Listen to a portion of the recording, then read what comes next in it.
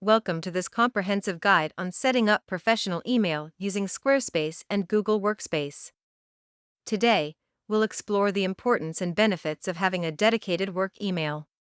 Integrating Squarespace with Google Workspace provides a seamless solution for managing your emails professionally and effectively.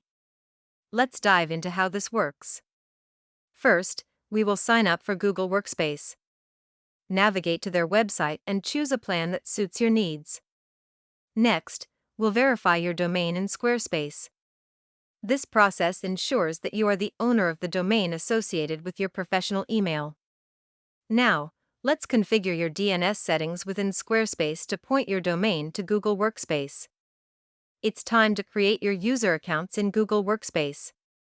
You can add team members who will use the professional email. Creating email aliases helps in managing different functionalities under your primary email. Let's set those up. Access your new professional email through Gmail. We'll go over effective ways to use your inbox efficiently.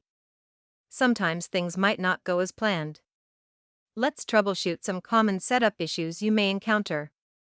To wrap up, here are some final tips and resources for managing your professional email effectively moving forward.